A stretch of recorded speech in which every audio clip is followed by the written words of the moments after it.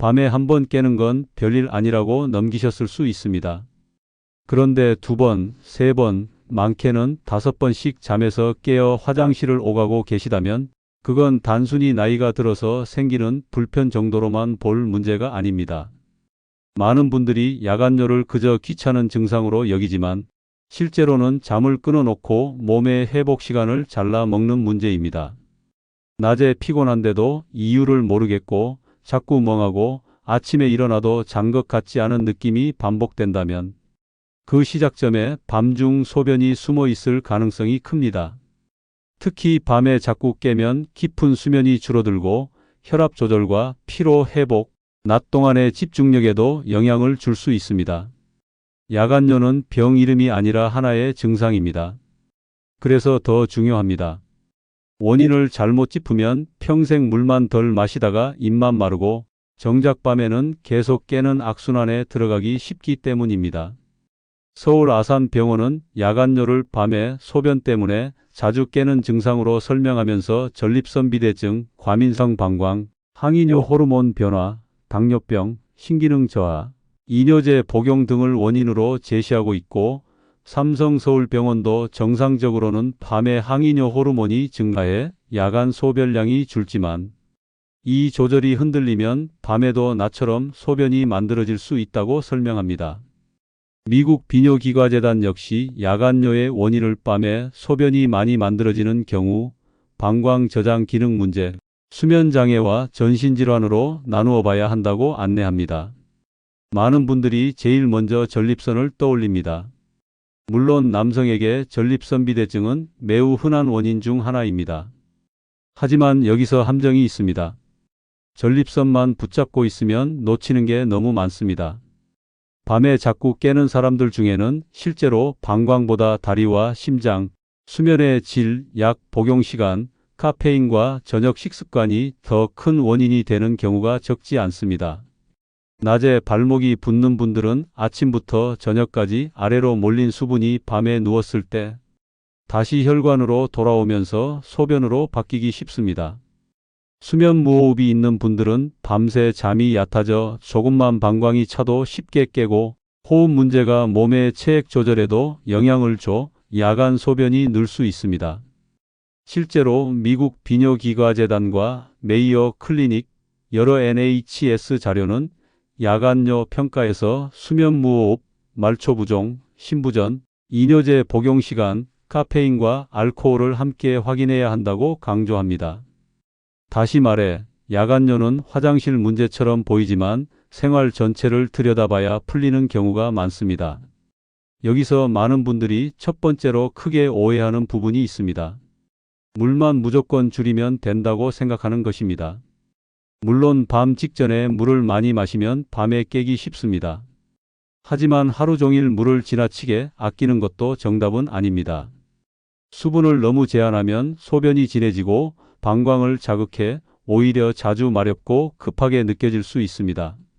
NHS와 여러 병원 교육 자료는 저녁 전후에 수분 배분을 조절하되 하루 전체 수분을 무리하게 깎아버리면 안 된다고 설명합니다. 핵심은 총량보다 시간 배치입니다. 낮에 필요한 만큼 나눠 마시고 잠들기 몇 시간 전부터는 줄이는 방식이 더 현실적이고 효과적입니다.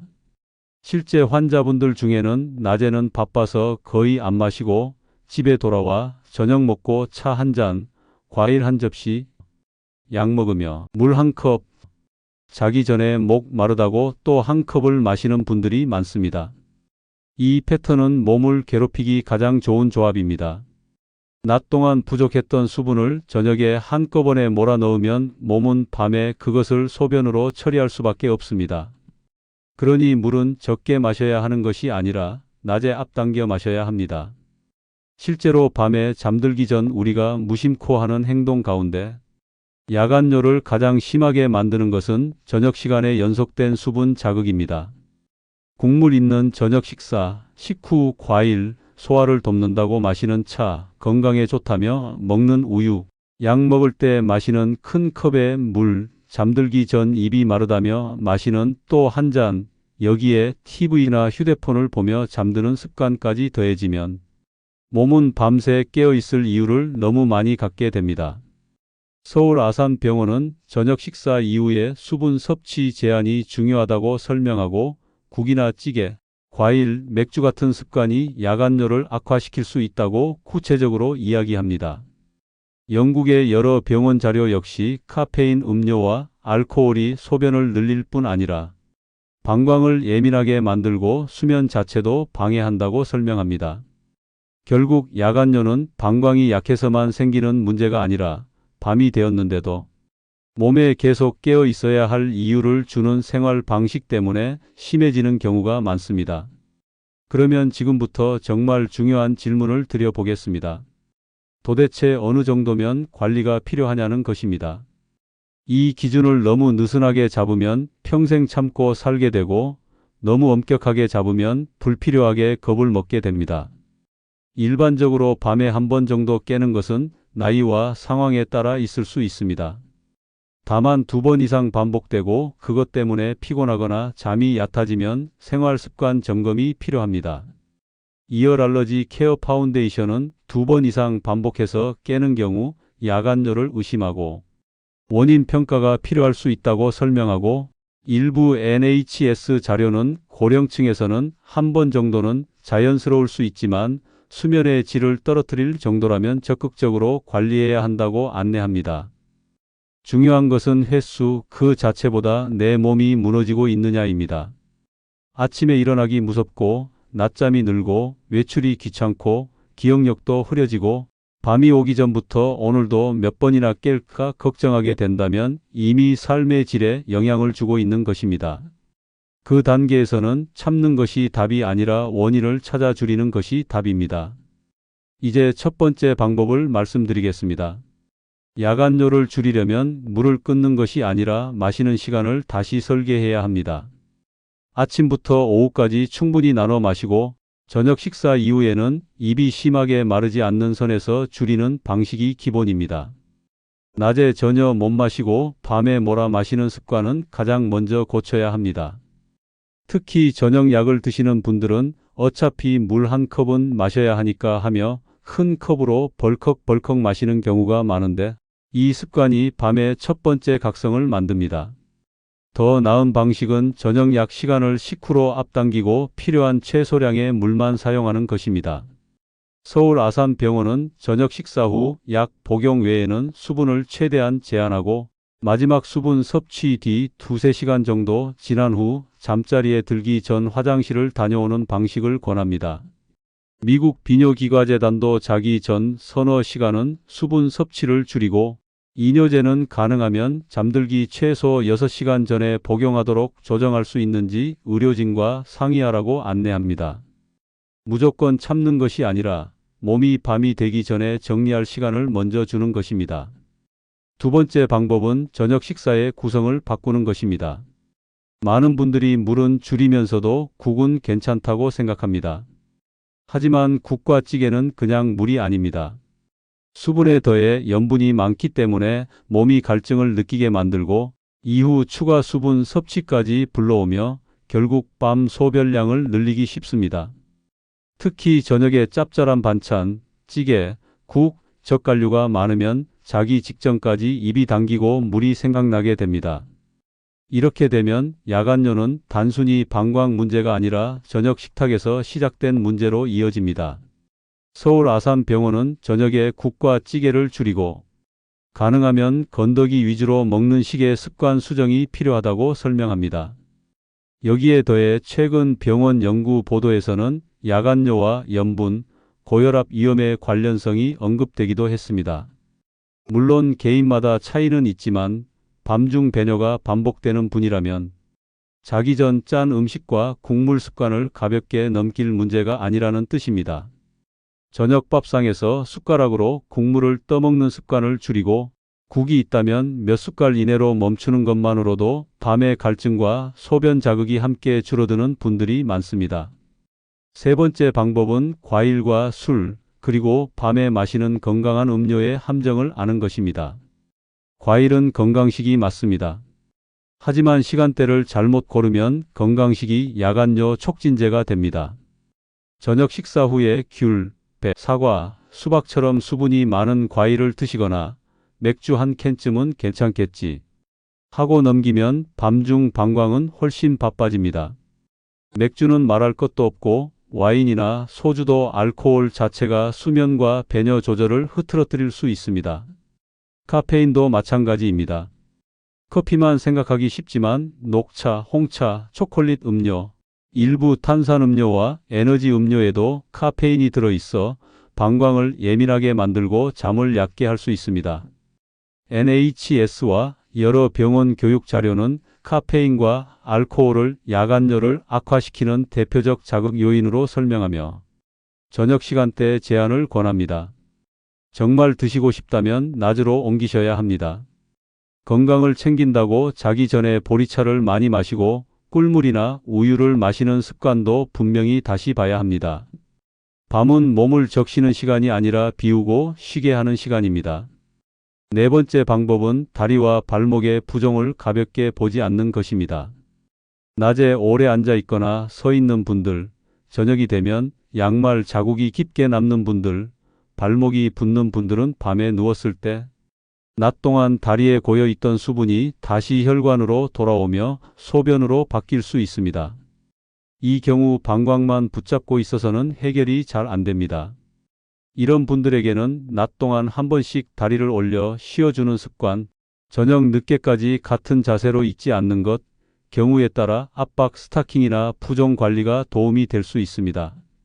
NHS와 로이얼 대번 자료는 발목 부종이 있는 경우 낮이나 저녁 이른 시간에 다리를 심장 높이 정도로 올려 쉬는 것이 밤 소변을 줄이는 데 도움이 될 수 있다고 설명합니다. 아주 단순한 방법 같지만 실제로 효과를 보는 분들이 있습니다. 특히 저녁 뉴스 볼 때 다리를 내리고 오래 앉아 있는 습관은 야간뇨가 심한 분에게 그리 좋은 자세가 아닙니다. 조금 일찍 다리를 올리고 잠들기 직전보다는 저녁 식사 후부터 체액이 내려오지 않도록 관리하면 밤에 화장실 가는 횟수가 줄 수 있습니다. 다섯 번째 방법은 수면의 질 자체를 높이는 것입니다. 야간뇨는 배뇨 문제이기도 하지만 동시에 수면 문제이기도 합니다. 어떤 분은 방광이 특별히 많이 찬 것도 아닌데 쉽게 깨기 때문에 자주 화장실을 갑니다. 즉, 소변 때문에 깨는 것이 아니라 먼저 잠이 얕아져서 깨고 깬 김에 소변을 보는 패턴으로 굳어지는 것입니다. 이 경우 밤마다 스마트폰을 오래 보거나 TV를 켜둔 채 잠들거나 잠드는 시간이 들쑥날쑥하면 악순환이 심해집니다. 자기 전 화면 빛과 정신적 자극은 깊은 잠을 방해하고 수면 무호흡이 있는 사람은 호흡이 깨질 때마다 몸이 각성해 소변 신호에도 더 민감해질 수 있습니다. 메이오 클리닉은 수면 무호흡이 야간뇨와 함께 나타날 수 있음을 설명하고 미국 비뇨기과재단도 야간뇨 평가에서 수면 장애를 중요하게 봅니다. 그러니 밤에 콧거리가 심하고 숨이 멎는다는 말을 듣거나 자도 개운하지 않고 낮에 몹시 졸리다면 나는 방광이 약해서 그래라고 단정 지으면 안 됩니다. 그때는 수면 문제를 같이 봐야 합니다. 여기서 한 가지를 꼭 짚고 넘어가야 합니다. 야간뇨를 줄이겠다며 저녁을 굶거나 하루 종일 물을 지나치게 참거나 화장실을 일부러 오래 참는 방식으로 버티는 분들이 있는데 이런 극단적인 방법은 오래가기 어렵고 몸도 불편하게 만듭니다. 우리가 목표로 해야 하는 것은 참는 사람이 되는 것이 아니라 덜 깨는 사람이 되는 것입니다. 그러려면 방광을 괴롭히는 환경을 줄여야지 억지 인내심으로 버텨서는 안 됩니다. 예를 들어 잘못된 습관은 이렇습니다.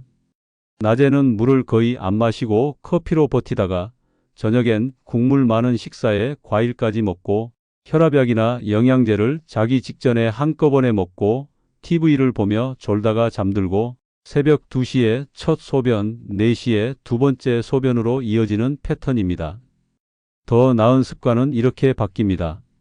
오전과 오후에 물을 나눠 마시고 저녁 식사는 짜지 않게 먹고 국물은 줄이고 약은 저녁 식후로 당기고 잠들기 2~3시간 전부터는 마시는 양을 크게 줄이고 마지막으로 화장실을 다녀온 뒤 조용히 눕는 것입니다. 이런 변화는 화려하지 않지만 야간뇨는 원래 이런 평범한 변화에서 개선되는 경우가 많습니다. 이쯤에서 채널 이야기를 잠깐만 드리겠습니다. 시니어 건강연구소는 병원 가기 전에 꼭 알아야 할 건강 정보를 겉만 주는 방식이 아니라 생활 속에서 바로 바꿀 수 있는 방향으로 풀어드리려고 합니다. 오늘 내용처럼 이건 나이 들어 다 그런가 보다 하고 넘겼던 문제들 속에 실제로는 생활을 바꾸면 좋아질 여지가 많은 것들이 꽤 있습니다. 이런 정보가 도움이 되신다면 구독해 두셨다가 다음 영상도 차분히 이어서 보시면 좋겠습니다.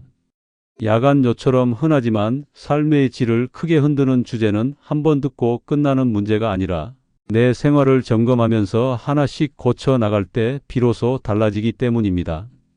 이제 많은 분들이 제일 궁금해하는 질문으로 들어가 보겠습니다. 그러면 병원은 언제 가야 하느냐는 것입니다. 생활 습관을 고친다고 해서 모두 해결되는 것은 아닙니다. 야간뇨는 전신 상태를 비추는 거울 같은 증상이기도 해서 몇 가지 신호가 보이면 꼭 진료가 필요합니다.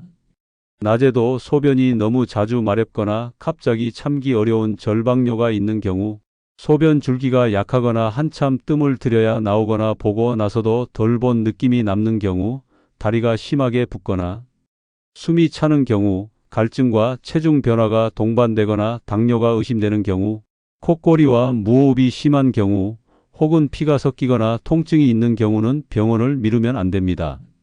서울 아산병원과 이어알러지 케어 파운데이션은 야간뇨 원인 평가에서 전립선비대증, 과민성 방광, 당뇨, 신장 기능 문제, 약물, 수면 장애를 함께 점검해야 한다고 설명합니다. 야간뇨는 참는 병이 아니라 이유를 확인하는 증상입니다. 특히 새로 시작되었거나 갑자기 심해졌다면 더 그렇습니다.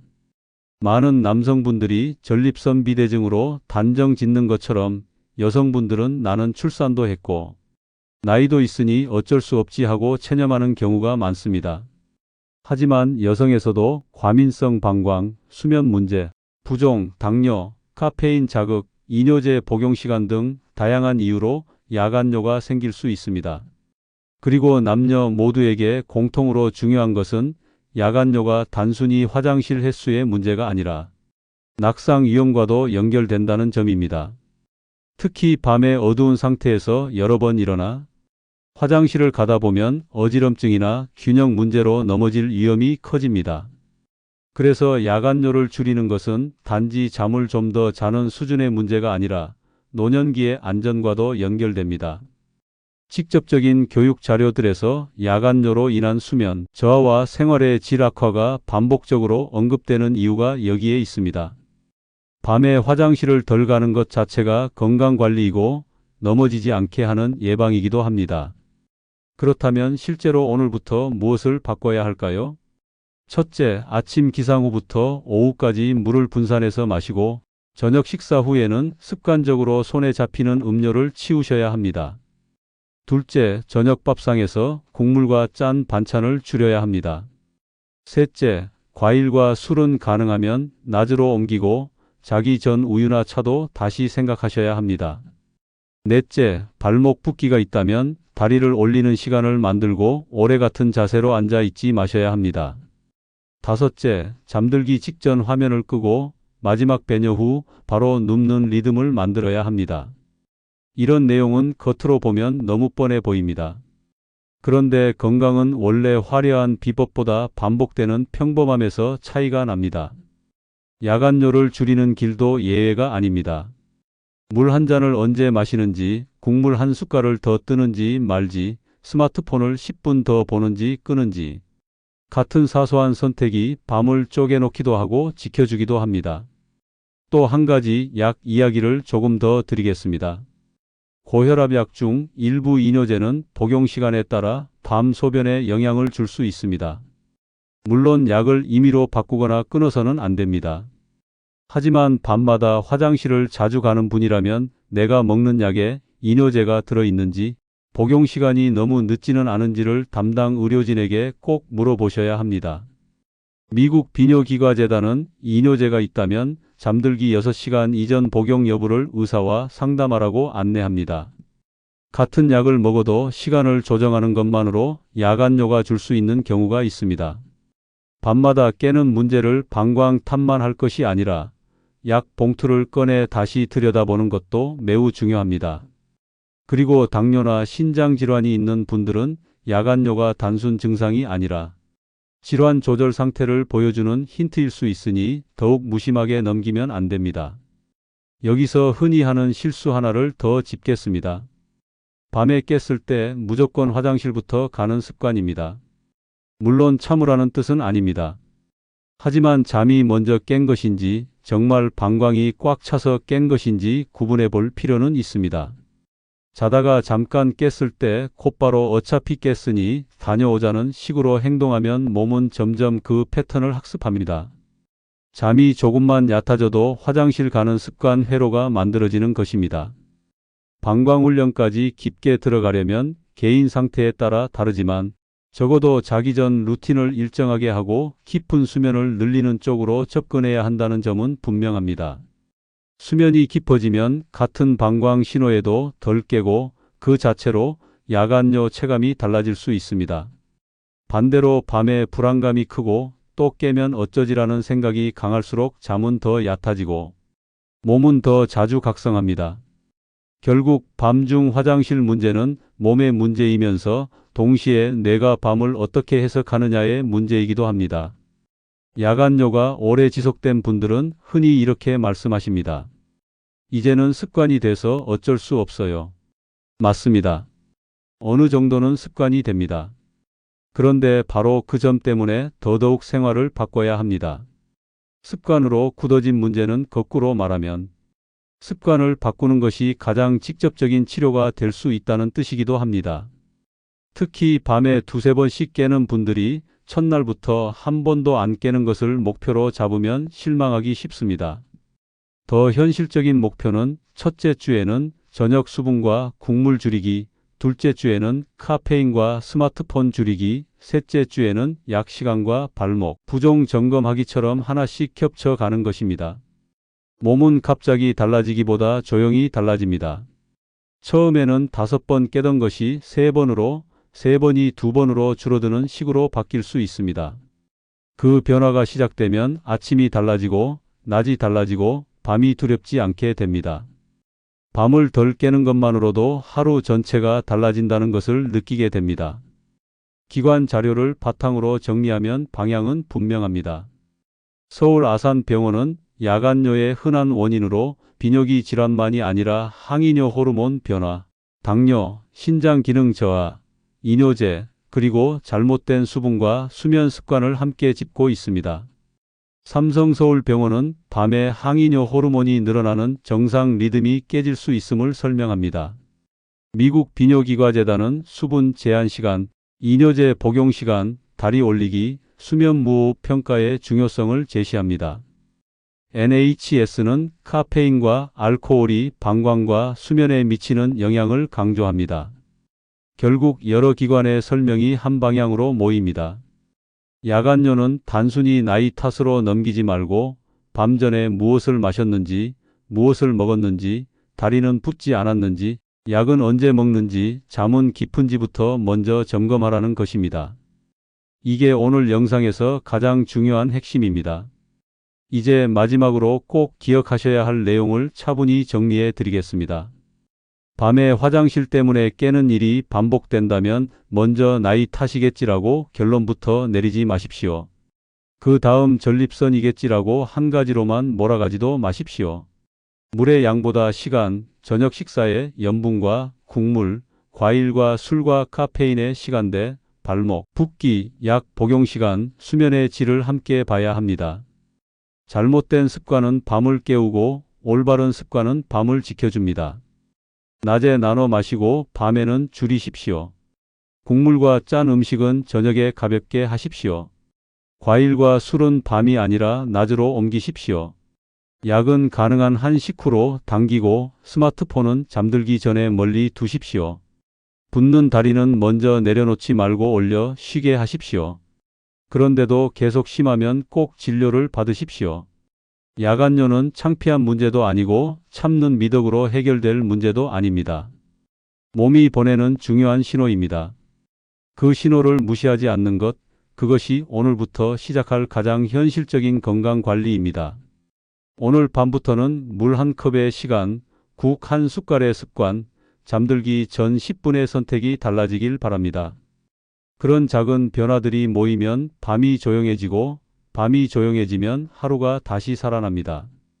시니어 건강연구소는 다음 영상에서도 이렇게 병원 가기 전에 꼭 알아야 할 건강 이야기를 차분하고 정확하게 풀어드리겠습니다.